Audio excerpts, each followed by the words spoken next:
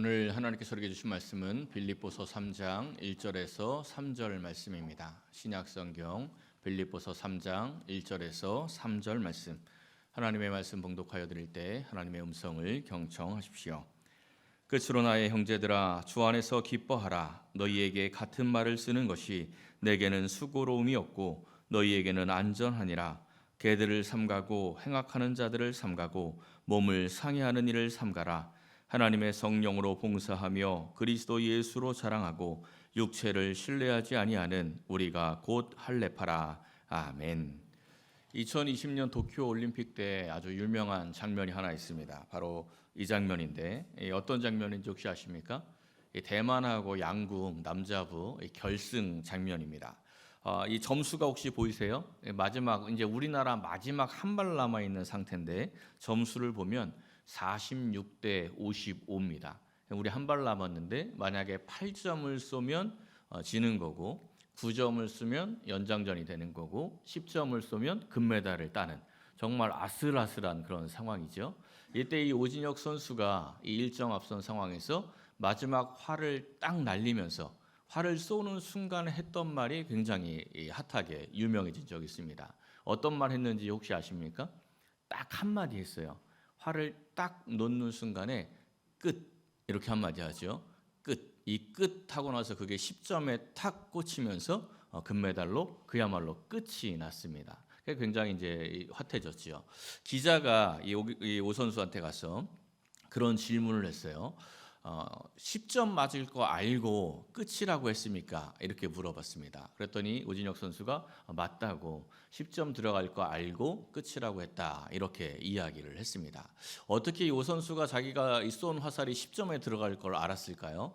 오진혁 선수가 예언의 능력을 받아서 알았을까요? 그렇지 않지요. 끊임없이 반복된 훈련을 하다 보니까 자기 손에서 화살이 떠나는 순간 이미 그 화살이 어디에 꽂힐지 알고 있는 겁니다.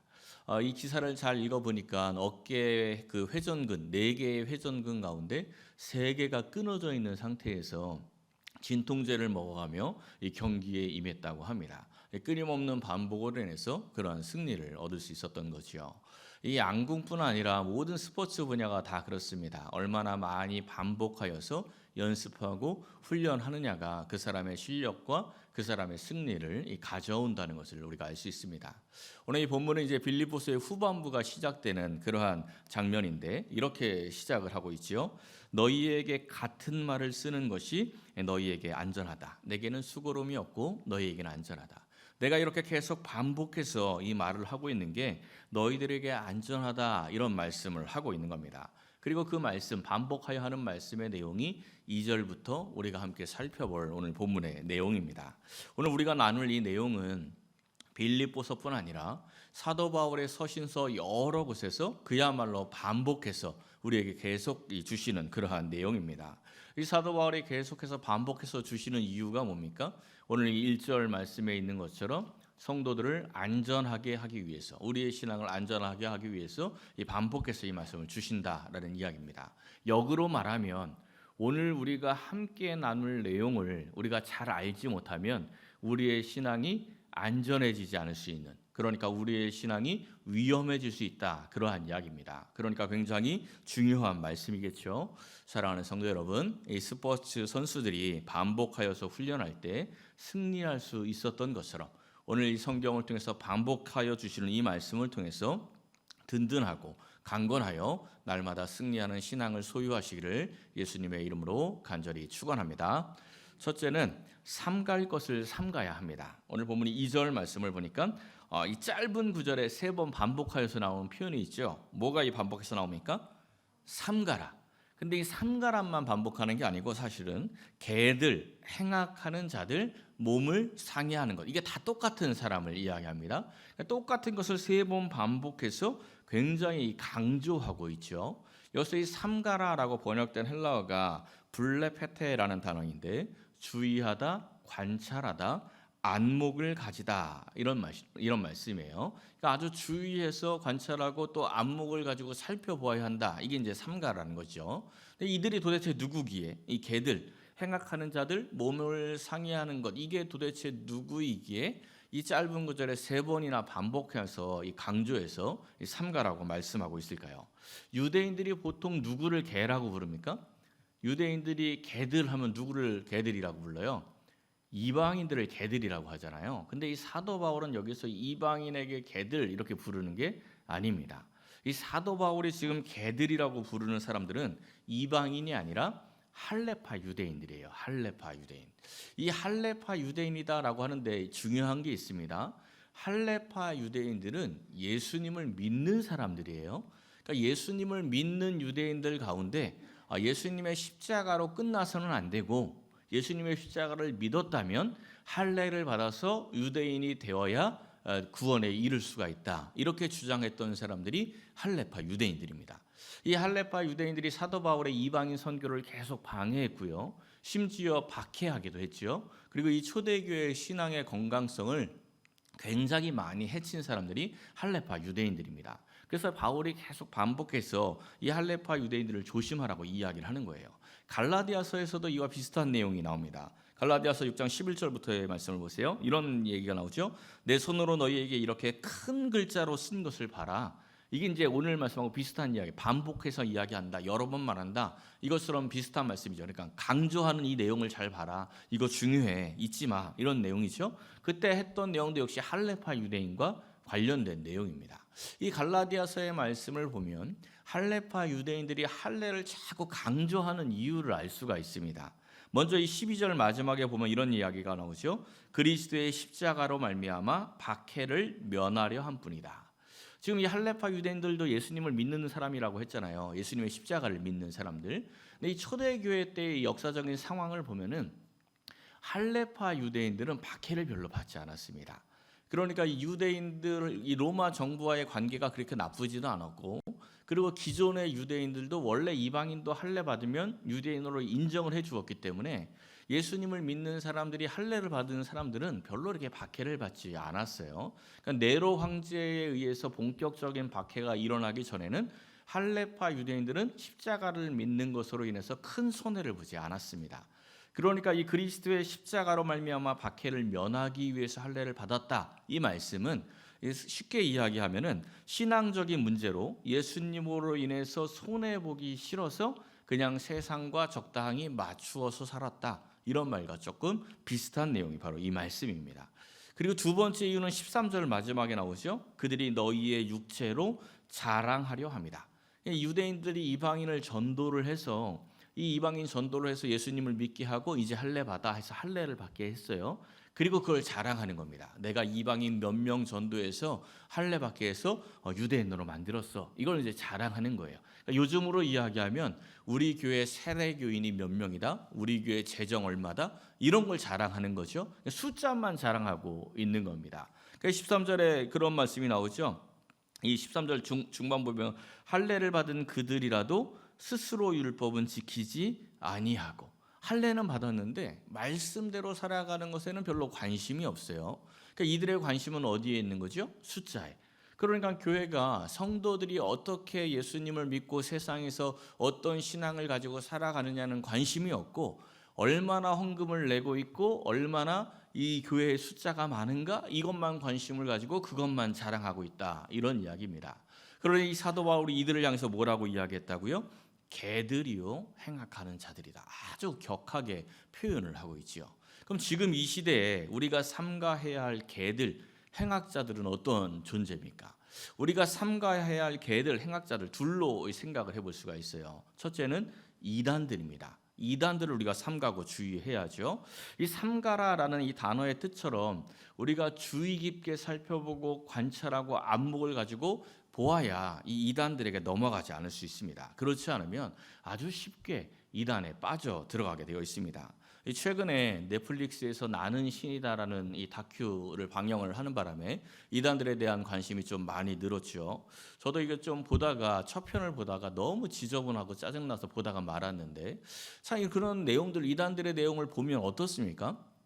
종교의 범주를 벗어나죠. 완전히 좀 비상식적입니다. 말도 안 되는 모습들이 나타나요.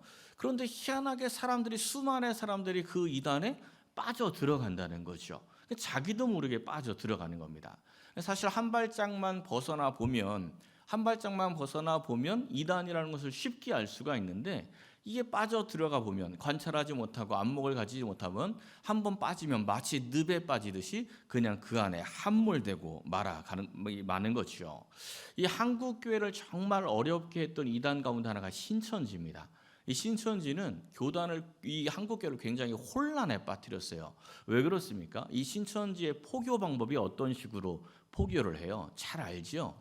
이 신천지가 요즘은 대놓고 포교를 하기도 하지만, 얘네들의 포교 방법은 기본적으로 교회에 침투하는 겁니다. 교회에 그냥 새가족처럼 쓱 들어가서 그 교회에서 신앙생활을 하는 거죠.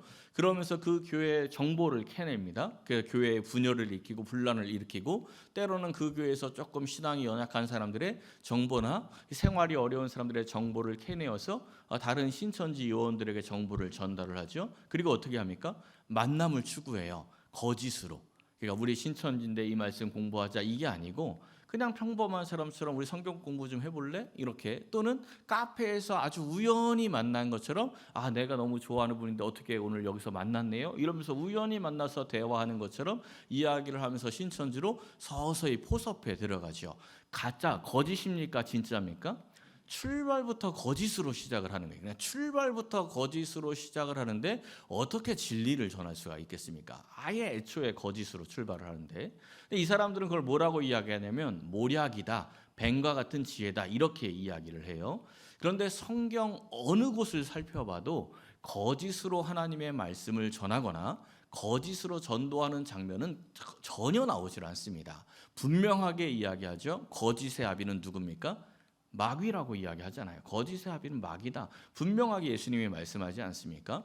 그러니까 분명하게 거짓의 아비가 마귀라 말씀을 했으니 거짓으로 출발하면 마귀의 자녀라는 것을 알아야 하는데, 자기가 거짓으로 그 신천지를 만나서 거짓으로 말씀을 공부하다가 신천지라는 것을 알게 되었는데도 이미 빠져들어가면 정신을 못 차리는 거예요. 신경이 마비가 되는 거죠. 그리고 그 이단으로 푹 들어가게 되는 겁니다. 여러분, 이단을 정말 주의하셔야 됩니다. 나는 안전해, 나는 괜찮아, 내 믿음이 그래도 있는데, 이렇게 생각하지 마십시오.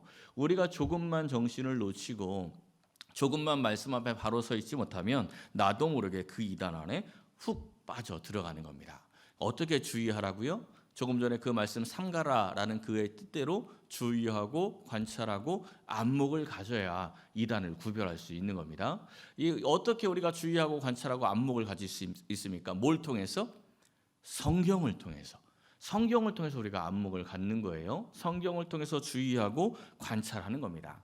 저도 사도 바울처럼 여러분들에게 여러 번 말씀드리는 거 있죠. 목사가 말을 한다고, 목사가 강대상에서 선포한다고 무조건 하면 아멘 하면 안 된다고 이야기하지 않습니까? 여러분, 그냥 이야기하는 걸 무조건 아멘 하시면 안 돼요. 어떻게 들으셔야 돼요? 성경적인 원리를 가지고 들으셔야 됩니다. 성경적인 원리에 맞지 않으면 아멘 하면 안 되는 거예요. 정신을 차려야죠. 분명히 하나님의 말씀인지 알고 아멘 해야 된다는 겁니다.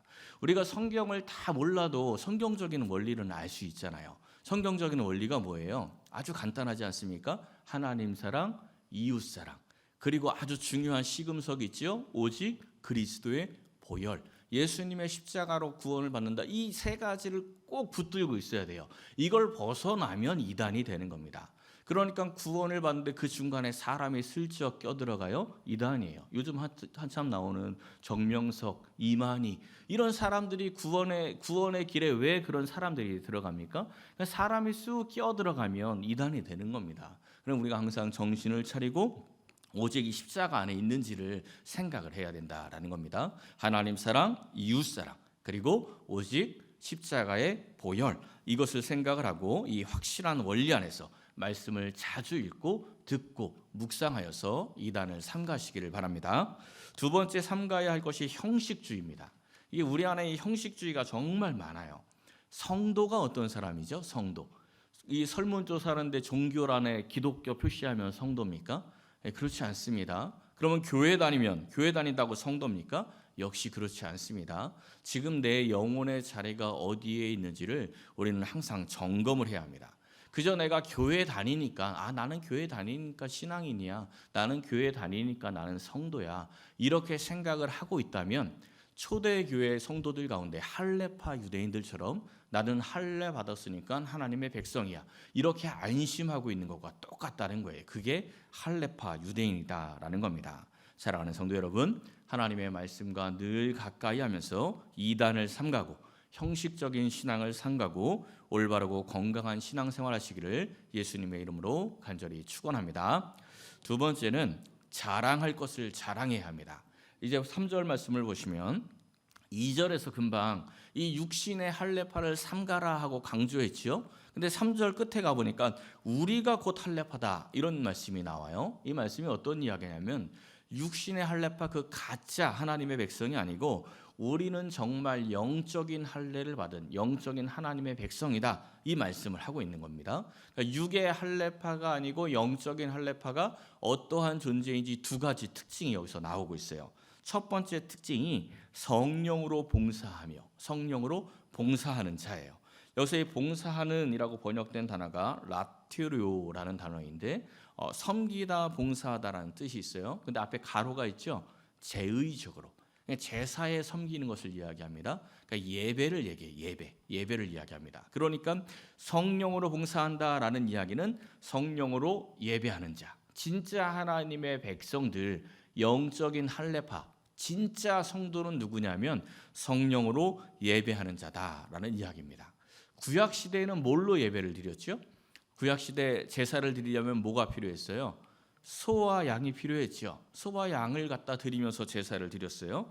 근데 예수님께서 십자가에 못 박혀 죽으심으로 인해서 우리는 더 이상 소와 양이 필요 없게 되었습니다. 예수님의 십자가를 붙들고 나가서 예배하는 거죠. 그러니까 이 소와 양이 아니라 뭐로 예배를 드리는 거라고요?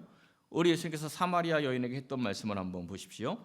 참되게 예배하는 자들은 소나 양으로 예배하느니라. 이게 아니죠. 뭐로 예배한다고요? 영과 진리로 예배한다. 영과 진리로. 자, 그러면 한 가지 질문을 드려보겠습니다. 구약의 소와 양을 드리며 제사했던 그 제사와 지금 우리가 드리는 이 예배와 어떤 게 더 거룩하고 소중합니까? 답 아시죠? 여기서 답을 모르면 큰일 납니다. 당연히 예수님의 십자가를 붙들고 드리는 지금의 예배가 훨씬 거룩하고 소중하죠. 근데 이 답을 이제 뒤로 밀어놓고 냉정하게 한번 생각해 보십시오.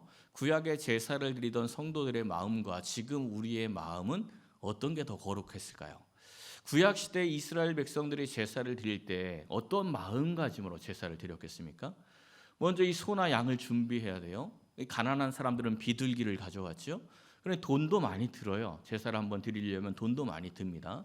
그리고 어렵게 제사를 드립니다. 그리고 제사를 드릴 때 그 동물에게 내 죄를 전가하지 않습니까? 안수하면서 내 죄를 전가하고 내 죄 때문에 그 동물의 목이 잘려서 피를 쏟으면서 죽어가는 모습을 내가 보면서 제사를 드리는 거예요. 그럼 그 제사를 드리는 그 마음가짐이 어떠했을 것 같으세요?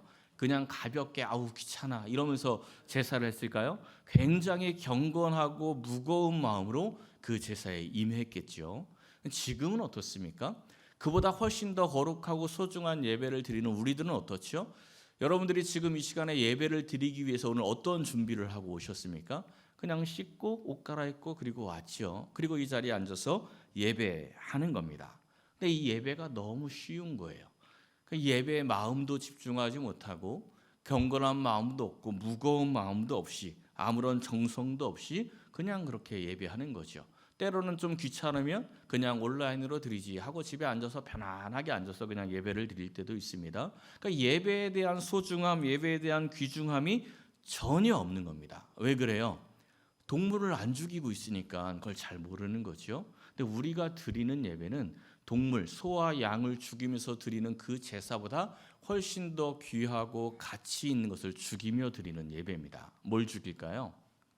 어떤 사람들은 그렇게 이야기해요. 예수님을 십자가 제물로 드리면서 드리는 예물이라고. 예수님의 십자가는 단번에 끝이 났습니다. 지금 우리가 드리면서 예수님을 또다시 십자가에 못 박는 거 아니에요. 맨날 예수님만 죽이면 안 되죠. 지금 예배를 누구를 죽이는 겁니까? 그 예수님의 십자가에 나를 못 박으면서 드리는 예배가 지금 우리의 예배예요. 옛날에는 소나 양을 죽이면서 예배를 드렸다면 지금 우리는 나를 죽이면서 드리는 예배입니다. 나를 죽이는 거예요. 그러니 얼마나 더 귀하고 얼마나 더 무거운 마음으로 이 예배에 참여해야 하겠습니까? 나를 죽이는 그 예배가 성령으로 드리는 예배입니다. 성령으로 드리는 예배를 드리면 저절로 하나님의 백성의 특징, 그 두 번째 특징이 나와요. 두 번째 특징이 뭐였어요? 예수를 자랑하고 육체를 신뢰하지 않는 것. 어떻게 그렇게 됩니까? 나를 죽였으니까 나를 자랑할 게 없지요. 그러니까 예수를 자랑하는 겁니다. 육체를 신뢰할 게 없어요. 나를 죽였으니까. 그렇게 되는 거예요. 갈라디아서 6장에 있는 말씀을 한번 보십시오.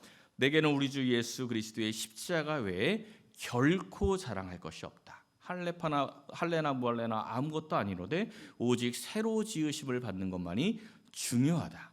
이 모습이 성령으로 예배를 드리는 자의 모습입니다. 오직 예수로 자랑한다. 근데 우리가 예수로 자랑하는 게 쉽습니까? 육체를 신뢰하고 육체를 자랑하는 게 쉽습니까? 육체를 자랑하는 게 더 쉽지요.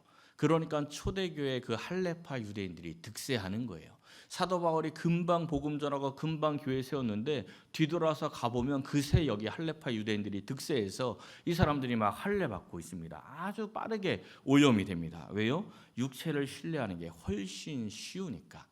한번 상상을 한번 해보세요. 자녀의 이 결혼을 위해서 간절히 기도했습니다. 이 자녀가 믿음의 가정을 이루게 해달라고 너무나 간절하게 기도했어요. 근데 어느 날 자녀가 정말 결혼을 하겠다고 배우자를 데리고 왔는데 두 가지 경우를 한번 상상을 해보십시오. 이 친구를 딱 데리고 왔는데 돈도 없고 가난해. 그리고 학력도 그냥 별로 이렇게 좀 약해. 그리고 뭐 별로 비전도 안 보여. 근데 이 친구가 너무 믿음이 좋아요. 정말 신실한 믿음을 가져왔어요. 이런 배우자감을 하나 데리고 왔어요. 또 한편으로는 이 사람이 믿음이 전혀 없어요. 근데 보니까 학력이 최고 엘리트 코스야. 더군다나 강남에 수백억짜리 빌딩 한 채를 소유하고 있는 청년이네. 어느 쪽이 더 기쁘세요? 뭐 고민하는 척 안 하셔도 됩니다. 우리끼리 뭘 고민하는 척하고 그러십니까? 다 아는 사이에. 전혀 고민도 안 되죠, 솔직히. 후자가 훨씬 기쁘죠. 왜 그렇습니까? 우리가 육체를 신뢰하고 있기 때문에 그렇습니다. 우리의 삶만 그렇습니까? 교회도 똑같습니다. 교회가 목사를 청빙을 할 때 그 목사가 얼마나 신실하고 얼마나 예수 안에 거하며 살아가느냐 이걸 보는 게 아니고 그 목사의 스펙이 어느 정도냐 이걸 보죠. 육체를 신뢰하는 겁니다. 교회조차도 목사를 뽑을 때조차도 얼마나 예수가 중요하냐가 아니라 육체를 신뢰하고 살아가는 게 우리들의 모습이라는 거죠. 왜 그럴까요? 왜 우리는 이 성령으로 나아가지 못하고 육체를 신뢰하며 살아갈까요? 성령으로 예배드리지 못하기 때문입니다. 예배하며 나를 죽이지 못하니까. 내가 쌩쌩하게 살아있으니까 여전히 육체를 신뢰하며 살아가는 거죠. 사도 바울은 어떻습니까? 사도 바울이 어떤 사람이었죠? 4절부터 한번 보세요. 나도 육체를 신뢰할 만하며. 육체를 신뢰하는 자에게 하는 이야기예요. 바울은 육체를 신뢰할 만한 사람이었습니다. 말 그대로. 세상적으로 볼 때 바울은 전혀 부족함이 없는 사람이었어요.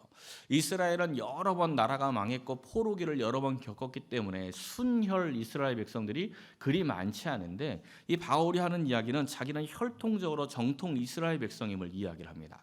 나면서부터 8일 만에 할례를 받았어요. 율법으로는 바리새인입니다. 요즘으로 이야기하면 아주 엘리트 코스를 밟은 학벌이 아주 좋은 사람이라는 거예요. 열심으로는 교회를 박해하고 율법에 의로도 흠이 없다. 정치적으로도 아주 탄탄한 전혀 부족함이 없는 사람입니다. 육체에 신뢰할 만한 전혀 부족함이 없는 이 사람, 이 사도 바울이 자기의 육체의 자랑거리를 어떻게 여깁니까? 어떻게 생각해요? 바로 다음 7절에 이런 이야기를 하죠. 내게 유익하던 것을 내가 그리스도를 위하여 다 해로 여긴다. 사실 사도 바울은 세상적으로 생각해 볼 때 예수님 만나서 망한 사람입니다. 우리가 그런 얘기 하잖아요. 예수 믿고 성공합시다. 막 이런 이야기 많이 하죠. 근데 세상적으로 생각해 보면 사도 바울은 예수 믿고 쫄딱 망했어요. 그냥 그대로 살았다면 최고 엘리트 코스를 받고 있었으니까 최고의 율법학자가 되었겠지요. 사도 바울은 로마 시민권자였습니다. 정치적인 입지도 탄탄했습니다. 제사장과의 관계도 아주 좋았어요. 그러니까 세상적으로 정말 최고의 자리에 올라갈 수 있었던 인물이 사도 바울인데 예수님을 만나고 나서 그의 인생이 어떻게 변했습니까? 고린도후서 11장에서 자기 인생을 이렇게 이야기하죠. 내가 수고를 넘치도록 했다. 어떤 수고를 했대요?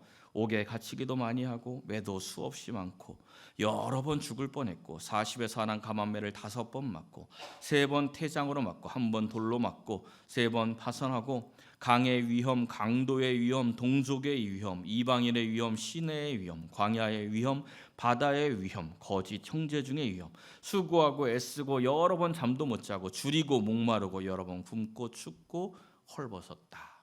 왜 이런 인생을 살았죠? 그토록 잘 나갈 수 있었던 사도 바울이 왜 이런 인생을 살았습니까? 이런 인생을 살았던 사도 바울이 한탄하고 원망합니까? 그렇지 않죠. 주 안에서 기뻐하라. 내가 너무나 기쁘다. 너희들도 이 기쁨을 좀 누렸으면 좋겠다. 기뻐하고 기뻐하라. 지금 빌립보에서 계속하는 이야기가 그 이야기 아닙니까? 세상적으로 봤을 때 쫄딱 망한 바울이 자꾸 기뻐하래요. 내가 너무나 기쁘다. 이 기쁨 속에 너희들도 좀 들어왔으면 좋겠다. 자꾸 이야기하고 있다는 것이요. 어떻게 그렇게 할 수 있을까요? 어떻게 그런 말을 하고 있습니까? 다음 절 8절 말씀을 보세요. 내 주 그리스도 예수를 아는 지식이 가장 고상하게 여기 있다. 예수를 아는 지식이 가장 고상하대요.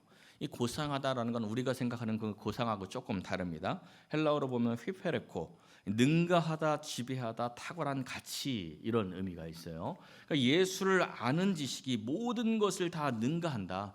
예수를 아는 지식이 가장 탁월한 가치가 있다. 가장 귀하다. 예수를 아는 지식이 나의 인생을 지배한다. 이런 이야기를 하고 있는 겁니다. 사도 바울은 예수를 아는 지식이 가장 고상하다, 가장 귀하다는 것을 분명하게 깨달았습니다. 그 귀하다는 것을 깨달으니까 모든 것을 다 잃어버려도, 그동안 자기가 쌓아온 그 모든 육체의 신뢰들을 다 버려도, 그러니까 인생의 배설물처럼 그렇게 여길 수 있다. 그 귀한 가치만 얻을 수 있다면 그렇게 할 수 있다라고 지금 말씀하고 있는 겁니다. 어떻게 그럴 수 있을까요? 오래전에 그 게임 중독에 걸렸던 어떤 한 청소년에 대한 다큐멘터리를 본 적이 있습니다. 꽤 오래전 이야기인데, 이 아이가 게임 중독이 얼마나 심한지 하루 종일 그냥 게임에 접속해 있어요. 하루 종일. 그리고 이 게임 속에 있는 캐릭터 있지 않습니까? 이 캐릭터를 발전시키기 위해서 정말 뭐 눈을 못 떼요. 그리고 얘한테 뭐 갑옷이라든지 아니면 무기라든지 이런 걸 성장시키려고 얼마나 애쓰고 노력하는지, 심지어는 엄마 카드 몰래 훔쳐다가 몇 달 동안 이 게임 캐릭터를 위해서 수백만 원을 결제를 했어요. 수백만 원을. 완전히 여기에 중독되어서 살아가는 거예요. 얘는 이 게임 캐릭터의 생명을 자기 생명하고 똑같이 여깁니다. 얘가 실패하면 막 좌절을 해요. 게임을 하다가. 그러니까 이 아이는 그냥 인생 가운데 이 스트레스를 풀려고 게임을 하거나 인생 가운데 그냥 취미로 즐기려고 게임하는 게 아니고, 게임 속에 있는 그 캐릭터의 생명을 자기의 생명하고 동일시하는 겁니다. 자기의 인생하고 게임 속 캐릭터의 인생을 그냥 같게 여기는 거예요. 똑같이. 근데 이 상담사를 통해서 여러 번 상담을 하고 여러 과정들을 거쳐서 얘가 게임 중독에서 치료가 돼요. 나중에. 그리고 이제 공부를 하기 시작을 하는데, 그동안 공부를 안 했으니까 공부 따라가기가 얼마나 어려워요. 막 힘들게 막 아주 공부를 열심히 하는데 막 따라가기가 너무 어려운 거예요. 그러니까 이제 PD가 이제 아이하고 이야기를 하는데, 뭐 어떠냐 뭐 이런 이야기를 하는데, 이 아이가 무슨 얘기를 하냐면 옛날에 그 게임에 빠져가지고 공부 못한 걸 너무 후회한대요. 그러니까 그 게임 캐릭터의 생명을 자기 생명처럼 여겼을 때는 이 캐릭터가 발전하고 성장하는 게 너무 큰 보람이었어요. 인생의 즐거움, 인생의 목적이었어요. 근데 그 캐릭터의 생명이 이 아이의 생명입니까? 아니죠. 캐릭터의 인생이 이 아이의 인생입니까? 아니죠. 게임 서버 멈추면 끝나버릴 게 그 게임 캐릭터예요. 그냥 서버 회사에서 우리 게임 끝냅니다 이러면 끝나버릴 인생이 캐릭터 속 인생인 거죠. 얘가 그걸 나중에 알았어요. 깨달았어요. 그러니까 너무나 귀하게 여겼던 그 시간이 자기의 진짜 인생을 찾고 나니까 그 시간이 어떤 거라는 거예요? 배설물이라는 거예요. 배설물. 그때 너무나 귀했는데 진짜 자기의 인생을 찾고 보니 그 시간이 내 인생의 배설물이었습니다. 그 얘기를 하는 거예요. 사도 바울이 지금 그 얘기를 하는 겁니다. 내 진짜 생명을 찾고 보니 그 예전에 그것들이 다 인생의 배설물이었습니다. 이렇게 고백을 하고 있는 거죠. 여러분, 구원을 받는다는 게 어떤 의미입니까? 영원한 생명을 얻는다는 게 뭐지요? 그냥 이 세상에서 잘 사는 그 생명이 영원히 이어진다 이렇게 생각하시면 안 됩니다. 인생이 재미없는 사람들은 영생을 얻는다 이게 뭔지 잘 몰라요. 영생을 얻는 게 무슨 영원히 살면 뭐 할 건데? 그냥 이 세상에서 사는 것도 지겨운데 영원히 살면 뭐 할 건데? 영원히 하나님 찬양한다며 이게 무슨 즐거움이 있느냐라는 거죠. 그러니까 구원을 받는다, 영생을 얻는다 이게 자기의 삶 가운데 아무런 영향이 없습니다. 그런데요, 우리가 얻는 그 예수님의 십자가로 얻는 그 영원한 생명이라는 것은 우리의 육체의 생명과는 전혀 다른 차원의 생명입니다. 우리가 생각하고 있는 그냥 이 생명 영원히 산다 이게 아니라는 거예요. 전혀 다른 차원. 그냥 마치 게임 캐릭터 속의 생명을 보다가 자기 진짜 이 현실 속의 생명을 찾은 그 아이처럼 전혀 다른 차원의 생명을 발견하는 것이 바로 영생을 얻는 것이다라는 겁니다. 그 생명을 발견한 사람들은 이제 마음이 달라지는 거예요. 세상이 줄 수 없는 참된 평안과 기쁨을 맛보기 시작을 하는 거죠. 진짜 생명을 찾았으니까 게임 그만두고 공부하는 것처럼 진짜 생명, 영원한 생명을 찾았으니까 이 세상 육을 위해서 살아가는 것이 아니라 진짜 생명을 위해서 달려가기 시작을 하는 겁니다. 진짜를 발견한 거죠. 우리 예수님의 천국 비유를 한번 보십시오. 이 말씀 얼마 전에 수요예배 때 우리가 함께 나누었는데 밭에 감추인 보화를 발견한 사람이 자기의 소유를 다 팔아서 그 밭을 삽니다. 왜? 가장 고상한 가치, 가장 탁월한 가치를 발견했으니까. 그럼 이 밭을 산 사람이 이제 뭘 해야죠? 밭을 샀어요. 그럼 이제 뭘 해야 됩니까?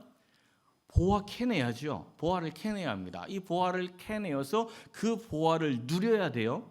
그 보화 때문에 자기 모든 소유를 팔아서 그 밭을 산 것 아닙니까? 그걸 누려야죠. 삶이 변해야 되는 겁니다. 오늘 말씀 7절 말씀 보세요. 뭐로 시작이 돼요?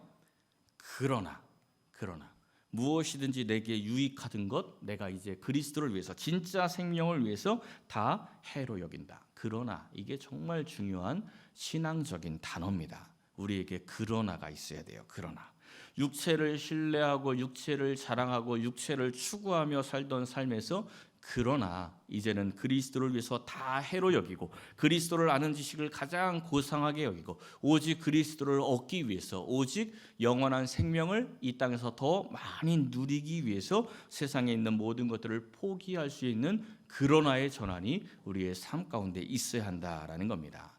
우리의 신앙은 초월적인 신에게 잘 보여서 이 세상에서 잘 먹고 잘 사는 게 아닙니다. 그 신앙은 기독교가 아니에요. 그런 신앙이 아니라는 겁니다. 그건 우상 숭배지요. 이제 우리의 삶의 가치관이 변해야 합니다. 밭을 바라보고 밭을 위해서 살아갔다면 이제는 보화를 바라보고 보화를 꺼내어서 그 보화를 누리면서 살아가야 한다라는 겁니다. 보화가 있는 밭을 기껏 사놓고는 보화는 누리지도 못하고 맨날 밭만 갈고 있으면 그게 무슨 의미가 있겠습니까? 예수님을 만나고 예수님을 믿는다 하고 영원한 생명을 얻는 구원을 받았다 하면서 여전히 세상에 밭만 갈고 있는 그러한 삶을 살고 있다면 우리의 신앙이 어떤 의미가 있느냐라는 겁니다. 오늘 여러분들 교회 왜 나오셨습니까? 무엇을 얻기 위해서 예수님을 믿고 무엇을 얻기 위해서 예배를 드리고 있습니까?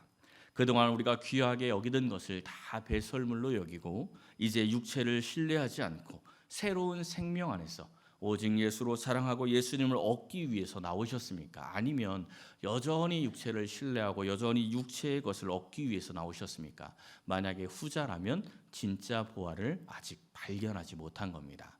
영원한 생명을 아직 만분의 1도 경험하지 못한 겁니다.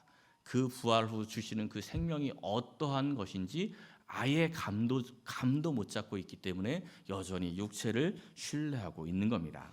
예수 안에 숨겨져 있는 그 영원한 생명을 아주 조금이라도 맛본 사람은 예수를 아는 지식을 가장 고상한 것, 가장 귀한 가치가 있는 것으로 여기게 되어 있습니다. 그 예수를 통해서 얻는 참된 생명, 그리고 세상이 알 수 없는, 세상이 줄 수 없는 그 평안과 기쁨, 그것을 누리기 때문에 이제 육체를 신뢰하고 육체를 자랑하는 것이 아니라 오직 예수로 자랑하는 그러한 삶을 살게 되어 있습니다. 사랑하는 성도 여러분, 예수를 아는 지식을 얻어서 삼갈 것을 삼가고 또한 자랑할 것을 자랑하며 십자가 보혈로 완성해 주신 그 참된 생명을 얻고 세상이 줄 수 없는 참된 평안과 큰 기쁨을 누리며 살아가시기를 예수님의 이름으로 간절히 축원합니다.